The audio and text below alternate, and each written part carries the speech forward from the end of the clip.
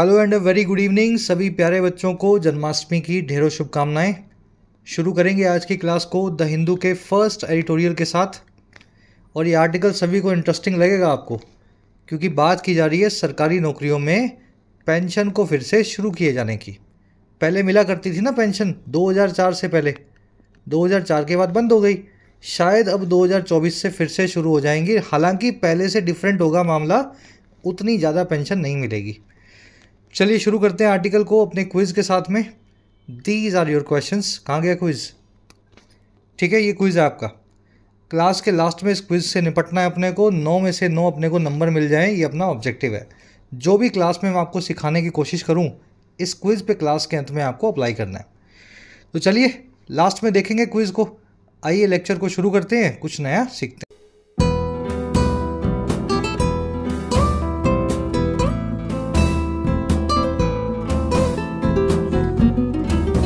Alright, कह रहा है जी मिडल पाथ। देखिए, पाथ मतलब रास्ता, मिडल मतलब बीच का। हिंदी में इसको बोलते हैं मध्यम मार्ग। ना बहुत ज़्यादा लेफ्ट में, ना बहुत ज़्यादा राइट में। कह रहे सरकार ने भी मध्यम मार्ग को चुना है। ना तो पेंशन देने से मना किया है और ना ही बहुत सारी पेंशन देने का वादा किया है। पेंशन देंगे लेकिन काफ़ी कम देंगे। मध्यम मार्ग अपनाया है ताकि सब लोग शांत रहें। पाथ के लिए, रास्ते के लिए आपको पता होगा वर्ड होता है वे। सबको पता होगा रास्ता, वे यानी पाथ। लेकिन एक और वर्ड है एवेन्यू। ठीक है, ये वर्ड अभी आर्टिकल में आगे आएगा। किसी काम को करने का जो रास्ता होता है उसको बोलते हैं एवेन्यू। चलिए टाइटल पैराग्राफ को देखते हैं। कह रहा है the modified pension scheme overcomes some shortcomings of new pension scheme और एनपीएस। कह रहे जो मॉडिफाइड पेंशन स्कीम आई है 2024 में, जो अप्लाई होगी 2025 से जो शुरू होगी। कह रहा है ये जो नई स्कीम है ना, जो सरकार ने भी अनाउंस की है, ये ओवरकम करती है, फतह पाती है, पीछे छोड़ती है। और किनको? कुछ शॉर्ट कमिंग्स को, कुछ कमियों को। शॉर्ट कमिंग क्या होती है जी? किसी चीज़ के अंदर की कमी, खामियों को। और जो खामियां हैं एनपीएस नाम की पेंशन स्कीम की, वो पेंशन स्कीम जो 2004 के बाद सरकारी नौकरी में आने वाले कर्मचारियों पे लगती है। तो एनपीएस सुनने में और देखने में बहुत आपको अजीब सी स्कीम लगेगी, है ना। इसमें पेंशन मिलती भी नहीं है, ना के बराबर है, बहुत पैसा भी कट जाता है। तो एनपीएस से सब परेशान थे और इनकी इस स्कीम की जो शॉर्ट कमिंग से कमियां हैं, उनमें से काफ़ी कमियों को हटा के एक नई स्कीम बना दी गई है, जिसको हम बोलते हैं एमपीएस, जो अगले साल से हमें मिल जाएगी। चलिए, पेंशन स्कीम सब्जेक्ट है, ओवरकम्स इसकी वर्ब है। ओवरकम करना, किसी चीज़ पे फतह पाना, किसी चीज़ को पीछे रखना, कॉन्कर करना, डिफीट करना। शॉर्ट कमिंग, किसी चीज़ के अंदर की कमी को बोलते हैं लैक्यूना, डेफिशिएंसी, लिमिटेशन। समझ रहे हैं ना, किसी चीज़ के अंदर की खामी, उसको बोलते हैं शॉर्ट कमिंग। चलिए अब जल्दी से बढ़ेंगे आगे। आर्टिकल की सारी वोकैब आपको दिखा दे, ताकि सारे वर्ड्स को आप शुरू में देख लो और आर्टिकल को, है ना, स्मूथली पढ़ सको। क्लास को एक लाइक ज़रूर देना, एक शेयर ज़रूर देना। आपका प्यार ही इन क्लासेस को लाने के लिए हमें मोटिवेट करता है। आपके एग्ज़ाम की प्रिपरेशन का इंपॉर्टेंट हिस्सा है मॉक टेस्ट लगाना। पहले आप सीखते हैं, फिर उसको टेस्ट करते हैं मॉक टेस्ट की फॉर्म में। और मॉक टेस्ट के लिए मैं आप सभी को रेकमेंड करता हूँ टेस्टबुक.com। अकेला ऐसा प्लेटफॉर्म है जिसमें आपको क्वालिटी और क्वांटिटी दोनों मिल जाती है। एक सिंगल मॉक टेस्ट पास में SSC, banking, railway, defence, steno, EPFO, सारे एग्जाम्स के मॉक टेस्ट जो हैं कवर्ड है। प्रीवियस ईयर पेपर्स भी मिल जाते हैं आपको सभी एग्जाम्स के, उनको भी मॉक टेस्ट की फॉर्म में इसी पास में आप लगा सकते हैं। एसएससी, सीजीएल, सीएचएसएल के नए previous year papers, mock test सबके सब इस पास में आ चुके हैं। सेल के दौरान 527 में आप इसको बाय कर सकते हैं। बाय करने के लिए कमेंट सेक्शन में जाएं, आपको मिलेगा टेक्स्ट बुक का लिंक। जो भी प्राइस दिखाए उस पर कूपन कोड लगाना है YT10, आपका प्राइस घट के हो जाएगा 527 रुपये। चलिए, पास की अगर ज़रूरत है तो सेल के दौरान अपना पैसा ज़रूर सेव करें इस कूपन का इस्तेमाल करके YT10। चलिए, फर्स्ट वर्ड है अपना आज का लूप होल्स। देखिए, किसी चीज़ से बच निकलने का रास्ता, वो कहलाता है लूप होल। जैसे अभी सेंटेंस बनाएंगे आगे, कानून पे बनेगा। Rich people often get away with their crimes using loop holes in the law. अमीर लोग अक्सर, ऑफ्टन, गेट अवे करते हैं, बच निकलते हैं अपने क्राइम्स के साथ, अपने गुनाहों के साथ। और कैसे? यूज़ करते हुए लूप होल्स को, बच निकलने के रास्तों को जो बने हुए हैं कानून में, कुछ कमियां वमियां होती है ना, उसको बोलते हैं लूप होल। तो कमी और एस्केप रूट एक ही बात है। कानून की कमी ही कानून से बच निकलने का रास्ता है। समझ पा रहे हो इस तरीके से? तो लूप होल वर्ड इन दोनों चीज़ों को बताता है। समझ रहे हो ना? एस्केप रूट और किसी चीज़ के अंदर की कमी या डेफिशिएंसी। अब कमी को, लूप होल को, डेफिशिएंसी को शॉर्ट कमिंग भी बोला जाता है, और ये वर्ड आपने आज आर्टिकल में देखा। इसके लिए और भी वर्ड्स हैं, लैक्यूना, लैप्स, फ्लॉ, इनएडिक्वेसी। ये सारे वर्ड्स कमियों को बताने वाले वर्ड्स हैं। लैक्यूना वर्ड को देख करके थोड़ा आपका दिमाग काम में, हरकत में आ जाना चाहिए। लैक्यूना का प्लूरल कैसे बनेगा करवा चुके हैं आपको अच्छे से, ध्यान से देख लेना, लास्ट में ए आ रहा है। लैक्यूना एक फॉरेन वर्ड है, इसका प्लूरल कैसे बनेगा कमेंट्स में बना करके बताना। मैं इसी क्लास के बीच में कहीं आपको शेयर करूंगा, ज़रूर से सभी लोग ट्राई देना। चलिए अगला अपने पास फ्रेजल वर्ब है, होल्ड ऑन टू समथिंग। किसी चीज़ को पकड़े रखते हैं ना जब आप, जैसे अगर आप कहीं से लटके वटके हों, छत से नीचे गिरने वाले हों, तो कैसे पकड़ते हैं आप दीवार को? थोड़ा इमेजिन करके देखो। वो जो एक्ट होता है वो कहलाता है किसी चीज़ को होल्ड ऑन टू करना, या किसी चीज़ को स्टिक करना, क्लिंग टू करना। अब ये कोई चीज़ फिजिकली भी हो सकती है, जैसे कोई आदमी छत से लटका हुआ है, गिरने वाला है, लेकिन समझ गए ना, हाथ कहीं उसने फंसा रखे हैं और गिर नहीं रहा।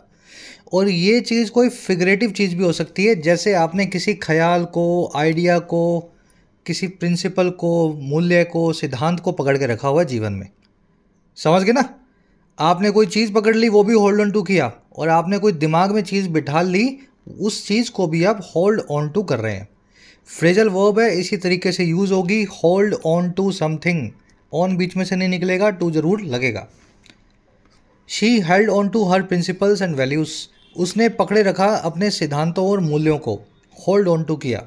और कब? Even when faced with difficult decisions and challenges. यहाँ तक कि तब भी जब वो फेस्ड विद थी, जब उसका सामना हो रहा था मुश्किल फैसलों और चुनौतियों से। चलिए, होल्ड ऑन टू को hang on to, hold fast to, stick with, grip करना भी बोलते हैं। You will see this phrasal verb in the article today. अगला वर्ड है अपने पास एक्सचेकर। अगर इकोनॉमिक आर्टिकल्स पढ़ते हो तो ये वर्ड आपको अच्छे से आता होगा। सरकारी खजाने को, गवर्नमेंट ट्रेजरी को बोला जाता है एक्सचेकर। और सरकारी खजाने का एक दूसरा मतलब क्या है? Public money. आपने कई बार सोचा होगा, सर ये पब्लिक मनी को लोग सरकारी खजाना क्यों बोलते हैं? पब्लिक मनी तो मतलब हमारी मनी होगी ना, मेरी जेब में 500 रुपये हैं, मेरे पड़ोसी की जेब में 1000 रुपये हैं, पब्लिक मनी नहीं। ये आपकी प्राइवेट मनी है जो आपकी जेब में है। हमारी पब्लिक मनी है, हमारा टैक्स पेयर का पैसा जो सरकारों के पास जमा है, स्टेट और सेंटर के पास। तो वो जो सारा पैसा हमने दिया है हमारी देखभाल के लिए, वो पब्लिक मनी ही सरकारी खजाना है। तो इस चीज़ को थोड़ा सा फाइनेंशियल लैंग्वेज में आप समझें। जब भी पब्लिक मनी की बात हो, सरकारी पैसे की बात हो रही है। पब्लिक सर्वेंट मतलब सरकारी अफसर। The latest bail out package will cost the exchequer ₹50,000 crore. ये जो नया बेल आउट पैकेज आया है, बेल आउट पैकेज क्या होता है? किसी भी सेक्टर को मुश्किल से निकालने के लिए कुछ पैसा अगर फेंका जाए तो वो कहलाता है बेल आउट पैकेज। बेल मिलेगी, राहत मिलेगी, जमानत मिलेगी। तो ये जो लेटेस्ट पैकेज आया है, ये कॉस्ट करेगा, इसकी कीमत होगी सरकारी खजाने पे, एक्सचेकर पे 50,000 करोड़ रुपया। सरकारी खजाने को कॉफर्स भी बोलते हैं। You will see the word exchequer in the article today. चलिए अगला वर्ड है डिफ़र। देखिए, डिफ़र वर्ड के दो मीनिंग्स हैं और दोनों का आपसी में कोई मोटा लंबा चौड़ा कनेक्शन नहीं है, ऐसा समझ लो। पहला मीनिंग है किसी चीज़ को पोस्टपोन कर देना। जैसे आपका एग्ज़ाम था 15 को, फिर बैंक वालों ने या एसएससी वालों ने आपको मेल भेजा कि एग्ज़ाम 25 को होगा, तो एग्ज़ाम को 10 दिन से पोस्टपोन या डिफ़र कर दिया गया है। समझ पा रहे हो? तो ये होता है फर्स्ट मीनिंग, जो आप मैक्स केसेस में देखोगे। सेकंड मीनिंग डिफ़र का मतलब होता है किसी के सामने रिस्पेक्ट पे करना, उसकी बात को मान लेना, नतमस्तक हो जाना, खूब इज्जत देना। समझ गए ना? जैसे आप किसी बड़े महापुरुष के आगे, आज़ाद के सामने भगत सिंह की बात करेंगे, गांधी जी की बात करेंगे, मंडेला की बात करेंगे, तो आप उनको अपना डिफ़र करते हैं, पे रिस्पेक्ट करते हैं, नतमस्तक होते हैं। तो ये दो अलग अलग मीनिंग्स हैं एक ही वर्ड के। The government has deferred its plan to sell its stake in the Indian railways. सरकार ने डिफ़र या पोस्टपोन कर दिया है अपने प्लान्स को, जो है स्टेक सेल के या अपना हिस्सा बेचने के इंडियन रेलवेज़ में। तो अभी सरकार इस साल नहीं बेचेगी और 10-5 साल बाद बेचेगी। दूसरा meaning, politicians should defer to the needs and aspirations of the electorate. Politicians को, नेताओं को डिफ़र टू करना चाहिए, नतमस्तक होना चाहिए, मान लेना चाहिए नीड्स और एस्पिरेशंस को, ज़रूरतों और ख्वाहिशों को अपने ही वोटर्स की, इलेक्टोरेट की। इलेक्टोरेट मतलब जिन्होंने इलेक्शन में भाग लिया और वोट डाला, इलेक्टोरेट। तो चलिए, डिफ़र वर्ड आगे खिसकाने के लिए आप यूज़ होता हुआ आर्टिकल में आज देखेंगे। लास्ट वर्ड है एवेन्यू। ये मैं शुरू में ही आपको करवा चुका हूँ। किसी काम को करने का जो रास्ता या तरीका होता है वो कहलाता है avenue. Raising the interest rates is the only avenue that the central banks are left with to curb inflation. Interest rates को बढ़ाना, ब्याज की दरों को बढ़ाना, अकेला एक ऐसा एवेन्यू या रास्ता है जो सेंट्रल बैंकर्स के पास बचा है। और क्यों? कर्व करने के लिए, कंट्रोल करने के लिए इन्फ्लेशन यानी महंगाई को। तो और कोई रास्ता नहीं है इनके पास महंगाई कंट्रोल करने का। ब्याज की दरें बढ़ा दो, बाज़ार से पैसा कम हो जाएगा, और पैसा, लिक्विडिटी जैसे ही कम होगी, इन्फ्लेशन कम हो जाएगा। तो चलिए, एवेन्यू वर्ड आप आर्टिकल में देख चुके हैं, आगे भी आएगा। आर्टिकल पे आओ, एक समरी आपको दें। बड़ी इंटरेस्टिंग समरी है, थोड़ा कॉम्प्लिकेशन है, लेकिन 2 मिनट ध्यान से समझना। ये सरकारी नौकरी में ऐसा कहा जाता है कि जब जैसे ही सरकारी नौकर बनेंगे आप सरकारी दामाद बन जाएंगे। सुना होगा ना आपने ये। इसी दामादगिरी के चक्कर में, जवाई बनने के चक्कर में आज भी बहुत बच्चे 5-5, 8-8 साल तक सरकारी नौकरी का पेपर देते रहते हैं। तो ये जो दामाद बनने का जो चलन आया था, ये कहाँ से आया था? पेंशन से आया था। सरकारी नौकरी में जॉब है, आपकी सैलरी है, और आपकी रिटायरमेंट के बाद आपको मिलेगी पेंशन, वो भी अच्छी खासी पेंशन मिलेगी। और आपके जाने के बाद में, डेथ के बाद में, आपके स्पाउस को, हस्बैंड या वाइफ को भी पेंशन मिलती रहेगी। सरकार ने देखा कि ये पेंशन का बोझा बहुत ज़्यादा था, इतने सरकारी नौकर सब रिटायर हो गए, 90-90 तक जिएंगे। तो सरकार ने 2004 में एक बड़ा डिसीजन लिया, और 1 जनवरी 2004 से, 1/1/2004 से जो लोग नौकरी में आते हैं उनको ये ओल्ड पेंशन स्कीम में, ओपीएस में पेंशन नहीं मिलती है। आज की डेट में मैं भी गवर्नमेंट सर्वेंट हूँ, 2012 से मेरे कोई पेंशन की स्कीम जो है मेरे नहीं लगती। 2004 से जो लोग सरकारी नौकरी में आए वो पिछले 20 सालों से सरकार से विरोध प्रदर्शन कर रहे हैं कि हमें पेंशन दो, पुरानी पेंशन स्कीम में ले आओ, देश का बेड़ा गर्क हो ना हो, हमें कुछ मतलब नहीं है, हमें तो हमारी पेंशन मिलती रहनी चाहिए। सरकार ने एक स्कीम चला रखी हम लोगों के लिए जो 4 के बाद आए हैं, इसको बोलते हैं न्यू पेंशन स्कीम। इसमें हर महीने हमारी जेब से कुछ पैसा कटता है तनख्वाह में से, और सरकार के पास जमा होता है, और उसी में सरकार उतना ही पैसा खुद भी मिला देती है, और ये पैसा रिटायरमेंट के वक्त हमें वापस कर दिया जाएगा पेंशन की एवज में। कि पेंशन तो आपकी नहीं है, ये जो पैसा आपका काटा था इसी में ब्याज व्याज लगा के हमने भी थोड़ा मिला दिया, ये पैसा आप एक मुश्त ले लो, एनपीएस स्कीम में आपकी ये पेंशन की तरह ही आप इसको ट्रीट करेंगे। सरकारी नौकर 20 साल से इसके लिए विरोध कर रहे हैं। तो अल्टीमेटली बीजेपी सरकार ने एक तीसरी पेंशन स्कीम निकाल दी जिसका नाम रखा है यूपीएस, यूनिफाइड पेंशन स्कीम, और इसको हम एमपीएस भी बोल रहे हैं, मॉडिफाइड पेंशन स्कीम। ये इस साल से लागू होगी 2025 से। इसमें जो पैसा कट रहा था, पैसा अभी भी कटेगा, लेकिन एक फिक्स्ड पेंशन जो है अंत में मिलने लगेगी। जो पैसा हमें एक साथ मिलने वाला था वो नहीं मिलेगा, थोड़ा पेंशन के फॉर्म में मिलने लगेगा। 10,000 कम से कम मिनिमम पेंशन होगी, ज़्यादा भी हो सकती है, 15, 20, 25, 30,000। हमारा आर्टिकल कह रहा है कि ये मध्यम मार्ग सरकार ने चुना है, और बिल्कुल ठीक मार्ग है, ये सही रास्ता है। एनपीएस में बहुत कमियां थी, उन कमियों को इस यूपीएस से या एमपीएस से दूर कर दिया गया है। अब सरकारी नौकरों को देश हित में इस स्कीम को अपना लेना चाहिए, और पेंशन पुरानी वाली स्कीम में आने के लिए अपनी जिद को छोड़ देना चाहिए। प्रैक्टिकेबिलिटी देखो, सूटेबिलिटी देखो, देश देखो, गरीब देश है। पेंशन के लिए 20 साल से आप झगड़ा कर रहे हो सरकार से, झगड़े को बंद करो। समझ गए? आज के आर्टिकल की यही टोन है। अब ये तीनों पेंशन स्कीम के बारे में आर्टिकल आपको अच्छे से बताएगा। चलिए शुरू करते हैं। इंटरेस्टिंग आर्टिकल है, टोन है आज की प्रैक्टिकेबिलिटी वाली, तो इसको हम बोलते हैं, क्या बोलते हैं? Pragmatic tone. चलिए, व्यवहारिकता वाली टोन है ना। कह रहा the centre has restored guaranteed pensions for its employees. कह रहा है सेंटर ने रिस्टोर कर दिया है। रिस्टोर करना यानी पुरानी अवस्था में लाना, बहाल करना, रीइंस्टेट करना। तो सेंटर ने बहाल कर दिया है, पुरानी अवस्था में ले आया है गारंटेड पेंशन वाली स्कीम को अपने एम्प्लॉयज़ के लिए। और कैसे? Meeting their demand half way and meekly trying to hold on to principles of fiscal prudence. ये सारा काम जो सेंटर ने किया है, केंद्र सरकार ने किया है, ये करते हुए किया है दो चीज़ों को। पहली चीज़ है मीट करना, पूरा करना उनकी डिमांड को आधा। हमारी डिमांड मान ली है पेंशन की, लेकिन आधी मानी है, पूरी नहीं मानी। तो हमारी डिमांड को हाफ वे यानी आधे रास्ते तक तो मीट किया है।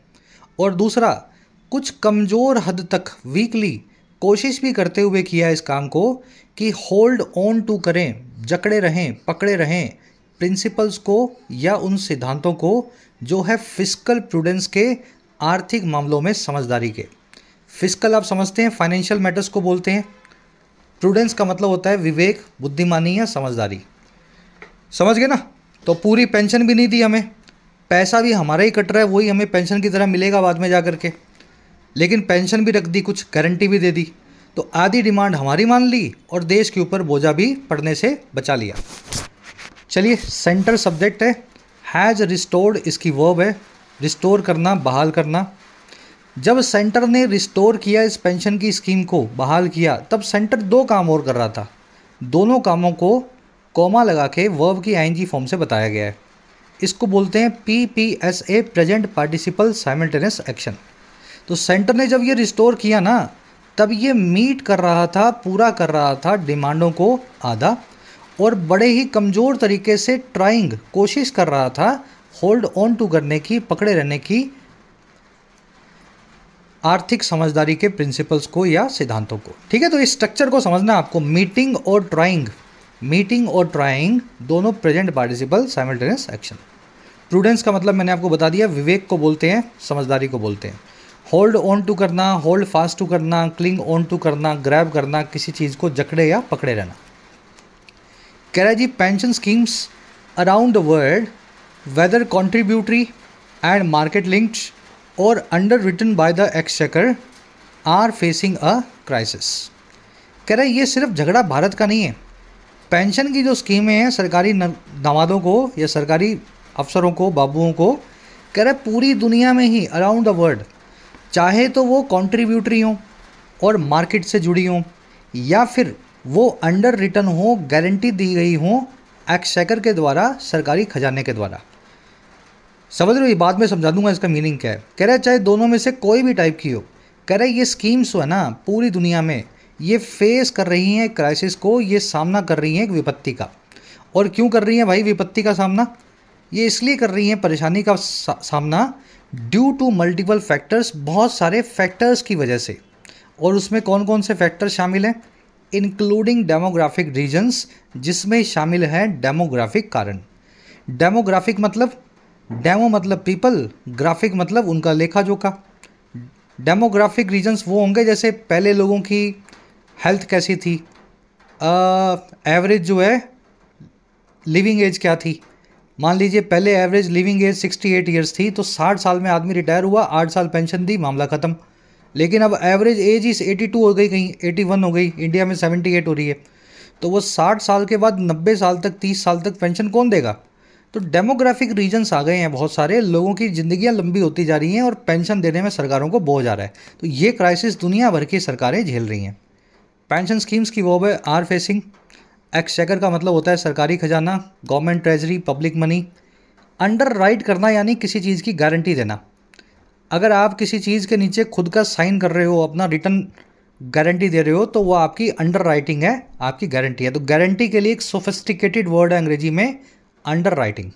तो पहले सरकार जो है अंडर राइट करती आ रही थी पेंशन को। सन 2004 तक सरकारी कर्मचारियों को कुछ पैसा नहीं कटवाना था, सरकार की गारंटी थी, बिना कटवाए पैसा सरकार से वो पेंशन पाएंगे।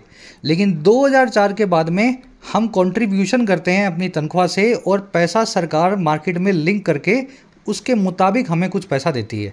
तो दोनों स्कीमें अलग अलग हैं और दोनों में ही कुछ ना कुछ आपको खामियां मिलेंगी। चलिए, कोशिश कर रहे हैं आपको जितना डिटेल में हो सके, है ना, फाइनेंशियल आर्टिकल है, समझा सके। पेंशन स्कीम्स की वो है आर फेसिंग।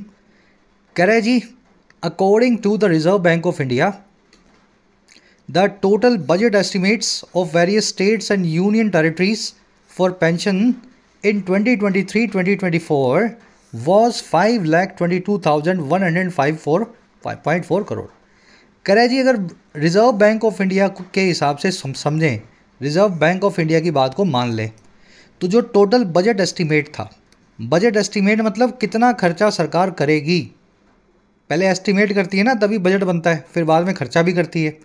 कह रहा है जो टोटल ग्रांट रखी थी सरकार ने साइड में एस्टीमेट करके स्टेट्स और यूनियन टेरिटरीज़ की, और ये किस लिए थी, सिर्फ पेंशन के लिए थी जो रिटायर हो गए हैं उनके लिए, इस पूरे साल के लिए 2023-24 के लिए वो ग्रांट थी लगभग 5,22,105 करोड़ रुपया।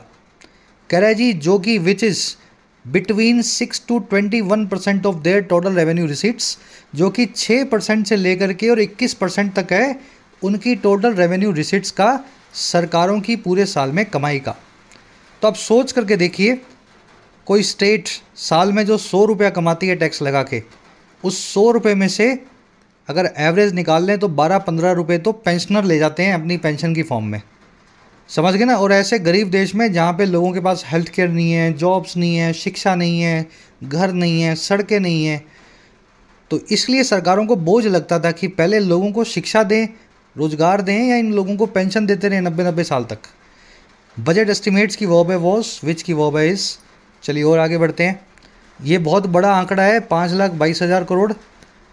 मेरे ख्याल से पूरे साल में जितना तेल हम खरीदते हैं शायद उससे भी ज़्यादा है ना। पूरे साल में पूरा भारत मिलकर जितना पेट्रोल डीजल बाहर से मंगवाता है उससे ज़्यादा बड़ा अमाउंट जो है इसी से हो जाएगा। कह रहा है जी pensioners argue that it is their deferred wages. कह रहा है जो पेंशनर्स हैं वो ऐसा आर्ग्यू करते हैं कि जो पेंशन जो उनको मिलती है ना वो उनकी डिफ़र्ड वेजेस हैं। देखिए डिफ़र करना किसी चीज़ को डिले करना, और डिफ़र्ड मतलब जो डिले हो चुका है, देरी से आया हुआ है, और वेजेस का मतलब होता है तनख्वाह। तो पेंशनर ये कहते हैं कि जो पेंशन आप हमें दोगे या दे रहे हो 60 साल के बाद, ये हमारी ही तनख्वाह है जो आपने पहले हमें नहीं दी। हमारी तनख्वाह 1 लाख थी, आप हमें 80,000 देते रहे, अब वो 20,000 जो बच गए अब हमें आप जो है 60 साल के बाद में पेंशन की फॉर्म में दे रहे हो, तो ये हमारा हक है, हमें मिलना चाहिए, ऐसा पेंशनर्स कहते हैं। Courage it can also be argued that pensions from exchequers are at the cost of future generations. कह रहे लेकिन ये भी आर्ग्यू किया जा सकता है, ये दलील भी दी जा सकती है कि जो पेंशन्स हैं जो सरकारी खजाने से आ रही हैं, एक्सचेकर से आ रही हैं, ये कॉस्ट पे आ रही हैं, कीमत पे आ रही हैं फ्यूचर जनरेशन्स की, आने वाली पीढ़ियों की।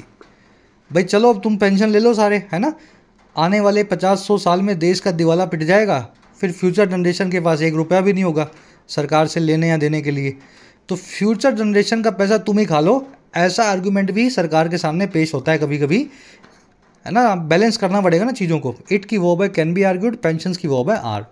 Eight the cost of something, at the expense of something, किसी चीज़ की कीमत पर। फ्रेज़ को देख लेना, इसमें कभी कभी ऑन लगा हुआ मिलेगा जो गलत होता है। किसी चीज़ की कीमत पे कोई काम हो रहा है तो on the cost of something नहीं, फ्रेज ऐसा ही बनाए ये, at the cost of something. कह जी governments are outsourcing jobs through contracts and resorting to innovations such as Agnipath, a short service scheme for military services। कह रहा है जी क्योंकि ये इतना सब झंझट हो रहा है पेंशन का, तो सरकारें जो हैं आउटसोर्स कर रही हैं जॉब्स को कॉन्ट्रैक्ट के थ्रू। आउटसोर्स करना यानी किसी बाहर वाले को जिम्मा या ठेका दे देना। हम किसी बाबू को, क्लर्क को, अफसर को नौकरी पे नहीं रखेंगे, हम तो किसी बाज़ार से किसी कॉन्ट्रैक्टर को बुलाएंगे और उसको बोलेंगे एक आदमी तू यहाँ रख दे, उसकी तनख्वाह हमसे ले लिया कर, कोई हमारा आदमी नहीं है वो तेरा आदमी है। तो सरकारें इस तरीके से बाहर से इंतजाम कर रही हैं, आउटसोर्स कर रही हैं जॉब्स को, नौकरियों को कॉन्ट्रैक्ट्स के थ्रू। और ये सरकारें रिसोर्ट टू भी कर रही हैं। रिसोर्ट टू करना किसी चीज़ पे उतर आना, तो सरकारें उतर भी आई हैं ऐसी नई नई इनोवेशंस पे, नए नए स्कीमों पे, जैसे कि अग्निपथ स्कीम है। और अग्निपथ क्या है ये बीच में बताया गया है, ये एक शॉर्ट सर्विस स्कीम है मिलिट्री सर्विसेज के लिए। 3-4 साल के लिए किसी आदमी को मिलिट्री में रखा जाएगा और फिर उसको रिटायर कर दिया जाएगा। कह रहा है ये हो रहा है सारी दुनिया की सरकारों में, हमारी सरकार में, और कह रहा है साथ में हो ये रहा है। And the ballooning of pension bills is among the reasons that drive such measures. कह रहा है जो बलूनिंग है, देखिए बलून क्या होता है, गुब्बारा। बलूनिंग यानी किसी चीज़ का गुब्बारे की तरह फूलना। कह रहा है जी जो गुब्बारे की तरह फूलने का काम है पेंशन के बिल का, पेंशन के खर्चे का, ये उन रीजन्स में से एक रीजन है जो ड्राइव करता है, जो पुश करता है ऐसे कदमों को, ऐसे मेजर्स को। समझ गए? तो ये सारा काम सरकारें मजबूरी में करती हैं, क्योंकि पेंशनर्स को देने के लिए इतना पैसा सरकार के पास नहीं होता। गवर्नमेंट्स की वर्ब है आर आउटसोर्सिंग, दूसरी वर्ब है आर रिसोर्टिंग। रिसोर्ट करना, किसी चीज़ पे उतर आना। जब भी किसी चीज़ पे आप रिसोर्ट करते हैं तो टू लगा के बताएं। सरकार जो है लाठी चार्ज पे उतर आई, तो गवर्नमेंट हैज़ रिसोर्टेड टू लाठी चार्जिंग। ठीक है, लाठी चार्ज एक अंग्रेजी वर्ड है, आपको पता होगा, आजकल यूज भी होने लगा है। तो लाठी चार्जिंग, वर्ब की आईएनजी फॉर्म लगाएं रिसोर्ट टू के बाद में।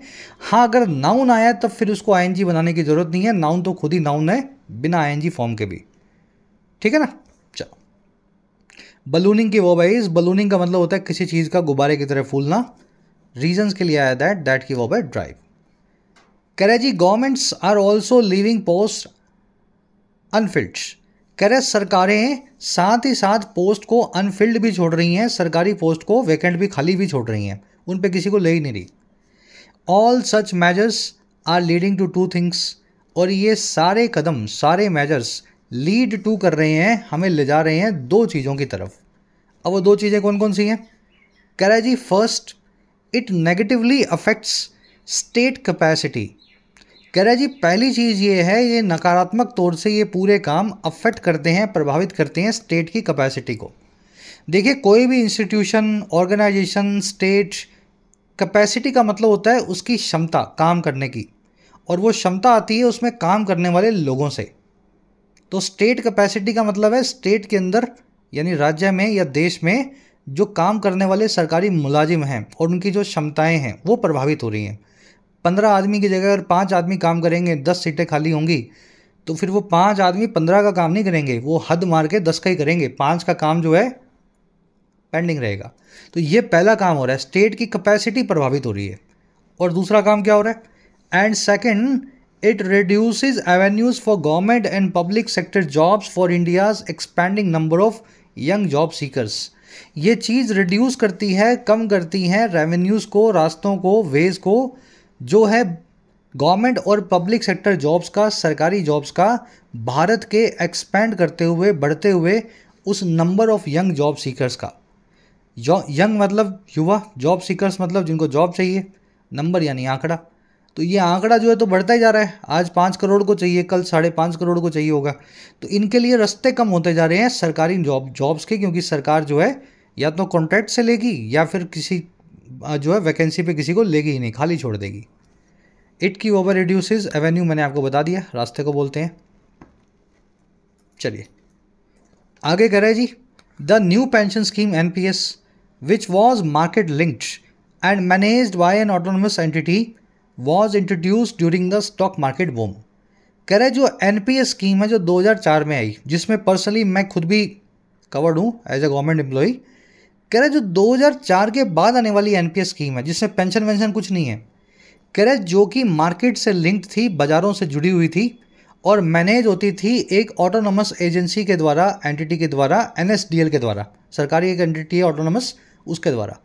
कह रहे इसको इंट्रोड्यूस किया गया था स्टॉक मार्केट बूम के दौरान, 2004 के बुल मार्केट के दौरान। तब सबको लगा ये स्कीम बहुत बढ़िया है, मार्केट तो बहुत तेज़ी से बढ़ेगी, हमारा पैसा भी तेज़ी से बढ़ेगा, पेंशन किसको चाहिए। पर 2004 से 24 में बहुत बार मार्केट गिर भी गई है ना, तो सबको लगता है कि स्कीम ख़राब है। पेंशन स्कीम की वर्ब है वॉज इंट्रोड्यूस्ड, विच की वर्ब है वॉज। एनपीएस मैंने आपको बता दिया, 2004 से 2024 के बीच में जिन लोगों की नौकरी लगी है सरकारी, उनके ऊपर ये एनपीएस स्कीम लगती है। कह रहे 2 decades later, when people began retiring under the NPS, those who joined after January 1st, 2004, it turned out that they were receiving much less than what they would have got under the old scheme. कह रहा है जी 2 दशकों बाद समझ में आई, 2 decades के बाद में पता लगा, 20 सालों बाद, कि जब लोग शुरू हो गए रिटायर करना एनपीएस नाम की स्कीम में। और ये कौन लोग होंगे? ये वो लोग हैं जिन्होंने ज्वाइन किया था 1 जनवरी 2004 के बाद। कह रहे तब ये हुआ कि ये निकल करके आया, इट टर्न आउट होना, निकल करके आना, कि वो लोग पा रहे थे दे वर रिसीविंग, बहुत ही कम बजाय जो उनको मिलता। They were receiving much less than what they would have got. What मतलब जो, दे वुड हैव गॉट मतलब उनको मिलता। और किस में? ओल्ड पेंशन स्कीम में, ओपीएस में। ठीक है ना। तो 20-20 साल भी काम करके कुछ लोगों की तनख्वाह 12 या 13 हज़ार ही बन रही है, तो ये एनपीएस के अंदर एक बड़ी खामी है। मतलब पेंशन जो है वो मार्केट से लिंक्ड है। मार्केट अगर बहुत तेज़ी से भाग रही होगी तो ज़्यादा होगी, और कम होगी तो मार्केट के हिसाब से पेंशन भी कम होगी। People give away began, who give away joint, it give away turn out, turn out करना निकल करके आना, they give away were receiving, they give away would have got. चलिए, होपफुली सब चीज़ें समझ में आ रही होंगी। कोशिश ये कर रहे हैं जैसे आर्टिकल के लिखने वाले का जो दिमाग था उस दिमाग को आप पढ़ पाएँ, है ना। अब सेकंड पैराग्राफ पे आते हैं, नई स्कीम में क्या मिलेगा।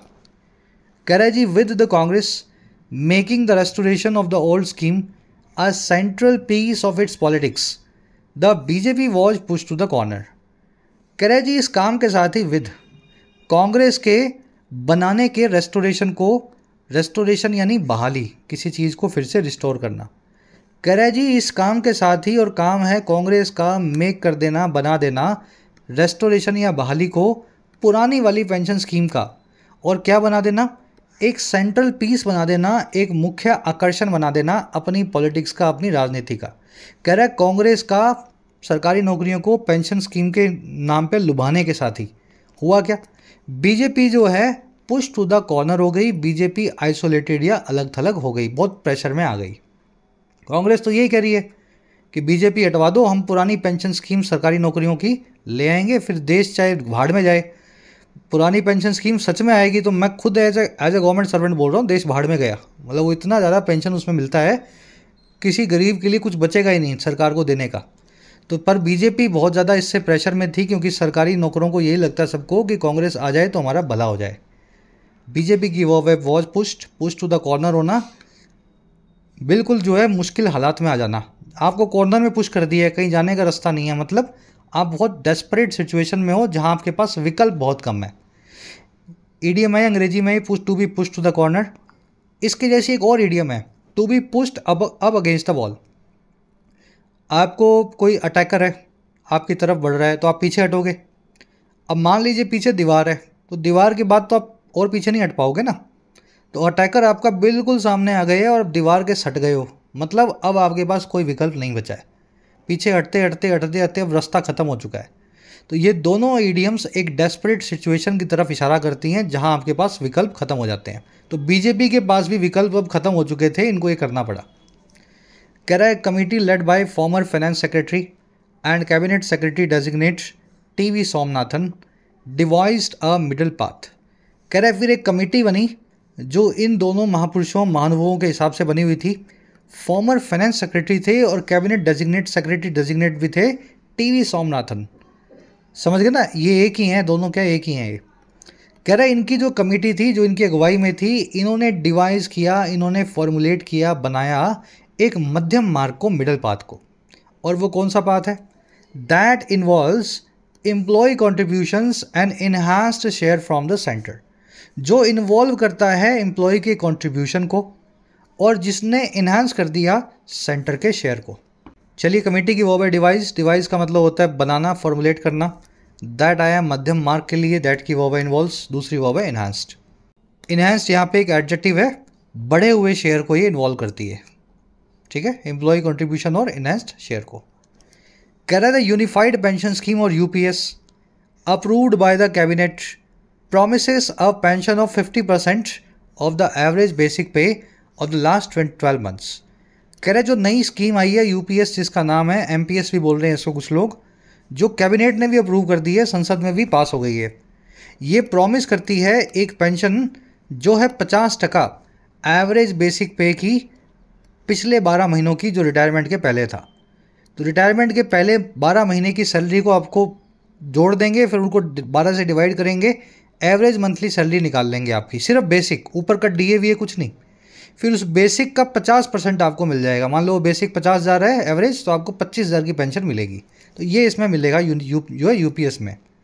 कह रहा है and a minimum pension of 10,000 for those who work for at least 10 years, और कम से कम एक 10,000 की पेंशन जरूर मिलेगी जिन्होंने 10 साल सर्विस में काम किया है। ठीक है ना, मतलब 10 साल सर्विस में काम करते ही बेसिक का 50%, अगर 10,000 से भी कम है तो 10,000 तो आपको गारंटी से मिलेगा ही मिलेगा। उससे ज़्यादा अगर कैलकुलेशन बैठी तो आपको ज़्यादा मिल जाएगा। यूपीएस की वर्ब है प्रोमिसेस, हु की वर्ब है वर्ट। कह रहा है the centre's share towards the scheme was increase from 14% under the NPS to 18.5%। Centre का जो शेयर है स्कीम में उसको इंक्रीज कर दिया गया था 14% से 18.5% एनपीएस में। Which prime minister Narendra Modi has said will ensure government employees dignity and financial security. जिसे प्राइम मिनिस्टर मोदी ने ऐसा कहा है कि इंश्योर करेगा, 14 से 18% सरकार बढ़ा रही है अपना हिस्सा, तो ये इंश्योर करेगा, सुनिश्चित करेगा सरकारी नौकरों की डिग्निटी को, गरिमा को, और उनकी फाइनेंशियल सिक्योरिटी को, आर्थिक सुरक्षा को।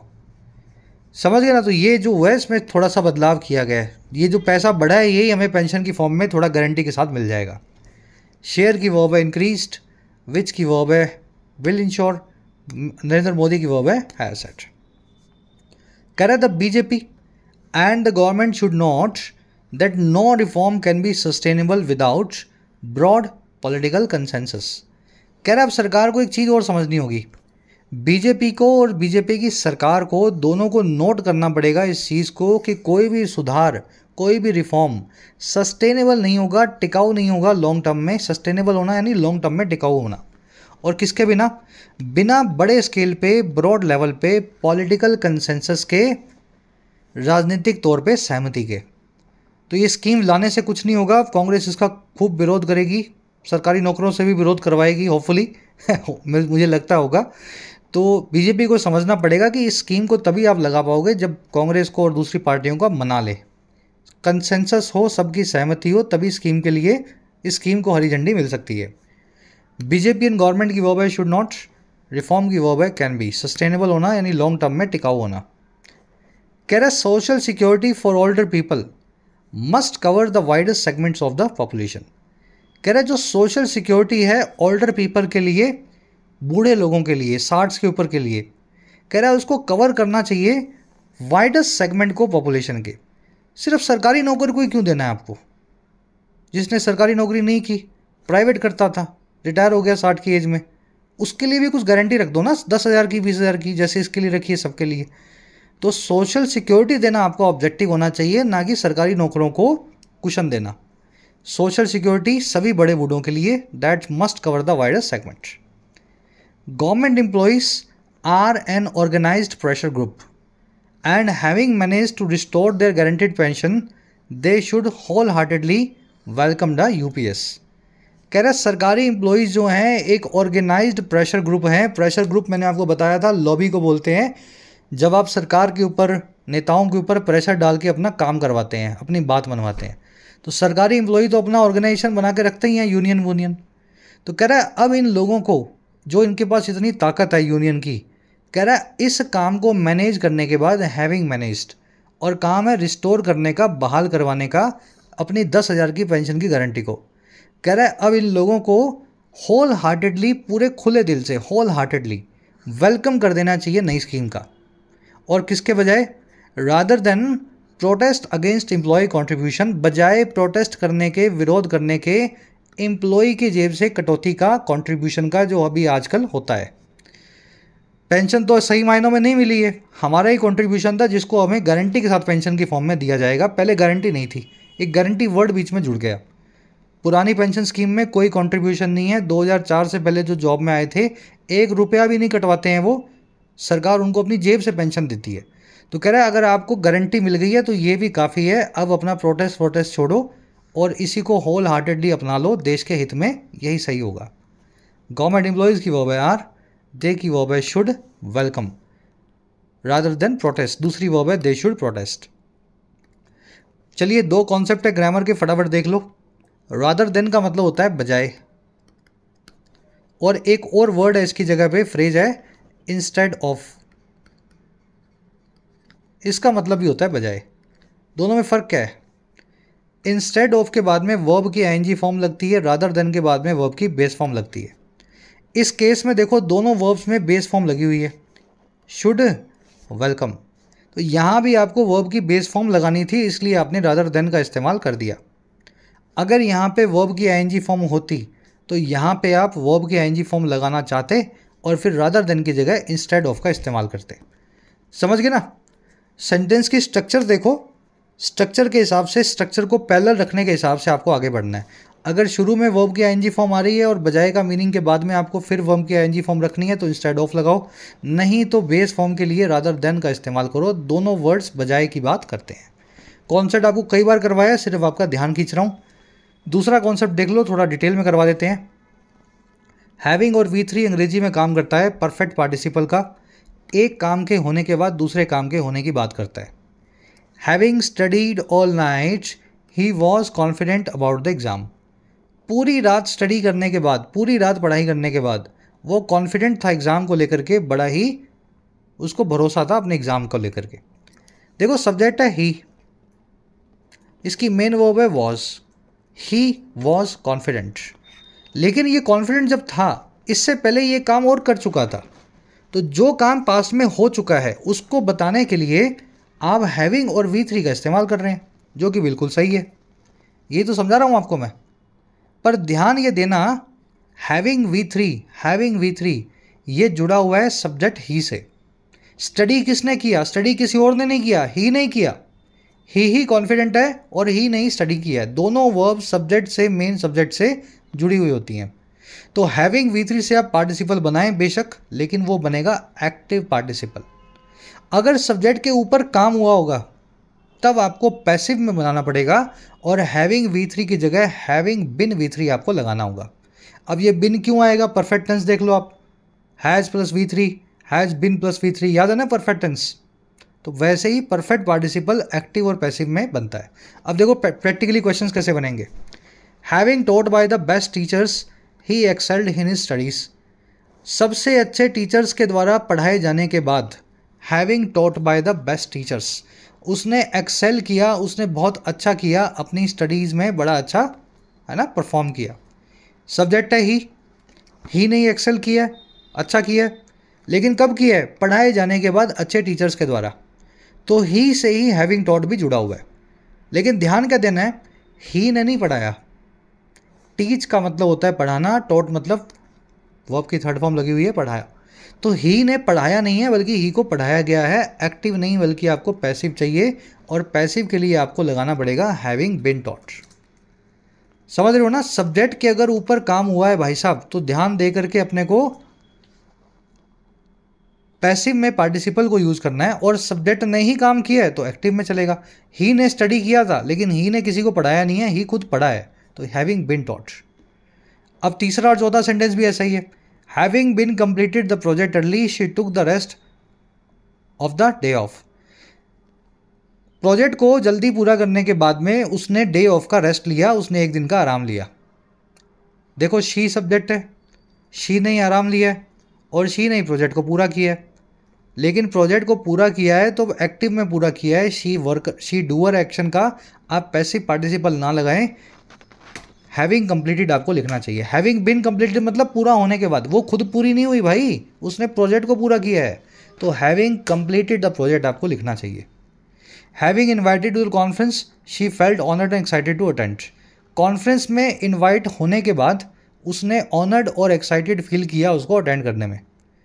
अब देखो शी ने फील किया, ये बात सही है, लेकिन शी ने किसी को इन्वाइट नहीं किया, शी को इन्वाइट किया गया। शी के ऊपर काम हुआ है, अगर ऊपर काम हुआ है तो बीच में बिन लगेगा। हमेशा देखो सब्जेक्ट ने काम किया है या सब्जेक्ट के ऊपर काम हुआ है, अगर किया है तो हैविंग V3, सब्जेक्ट के ऊपर हुआ है तो हैविंग बिन और V3। होपफुली कॉन्सेप्ट क्लियर होगा। होमवर्क में क्वेश्चन आपको खुद से दे रहे हैं करने के लिए। Having been travel to many countries they had a lot of stories to share. बहुत सारी कंट्रीज़ में ट्रैवल करने के बाद में उनके पास बहुत सारी कहानियाँ थी शेयर करने के लिए। ट्राई देंगे इस क्वेश्चन को, आंसर में डालो कमेंट सेक्शन में, सही है गलत आपको वहीं बताएंगे। सब बच्चों को ज़रूर से ट्राई करना है। चलिए रैप अप करेंगे क्लास को। आ जाओ अपने क्विज पे। कह रहा है जी इस आर्गुमेंट का, इस पैसेज का मेन आर्गुमेंट क्या है। इस पैसेज को अगर एक सेंटेंस में बताना हो तो वो सेंटेंस इन चारों में से कौन सा बनेगा।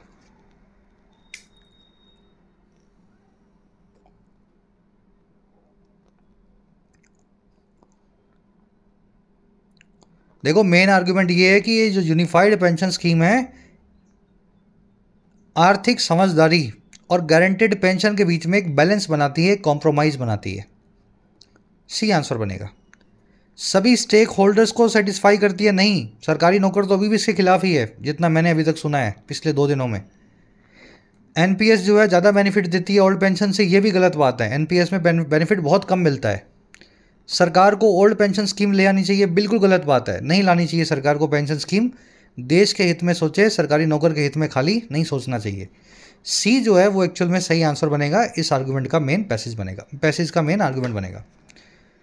चलिए, ऑथर ने रिजर्व बैंक ऑफ इंडिया की रिपोर्ट का हवाला क्यों दिया, उसका जिक्र इस आर्टिकल में किस मामले में किया, क्या रीज़न है?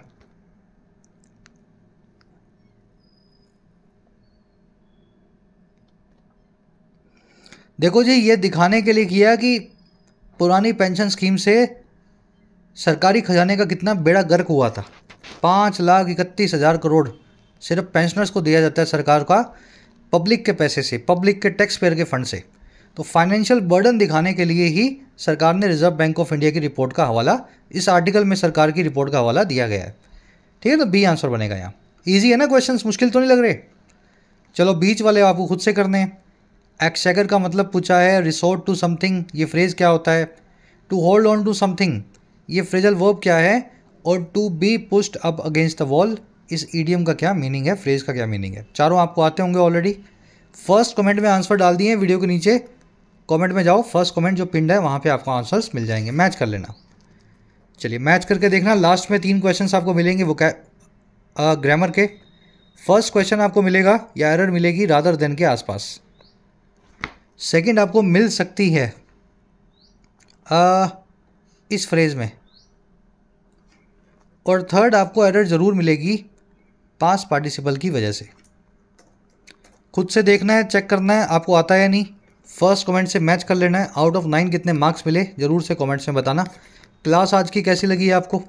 सब कुछ समझ में आया तो पूरा देखने वाले बच्चे लास्ट में लिख करके बताएं, सर पीडी समझ में आया हो तो पीडी आए, पूरा देखा इंटरेस्टिंग लगा पीडी है पीडी आए। अपनी थॉट्स भी ज़रूर लिखना आपके हिसाब से, खुद भी आप तैयारी कर रहे हो गवर्नमेंट जॉब्स की। पेंशन्स मिलनी चाहिए या नहीं मिलनी चाहिए, कॉन्टेक्स्ट को ध्यान में रखना कि पेंशन देने से बहुत गरीब लोग हैं जिनका हक सरकार उनको पूरा नहीं कर पाती है ना। तो इस चीज़ को ध्यान में रखते हुए आपका क्या मानना है, क्या ये पेंशन बहाल हो जाए पुरानी वाली, या ये नई वाली ठीक है, या जो भी। Comment section is open to all of you. Until then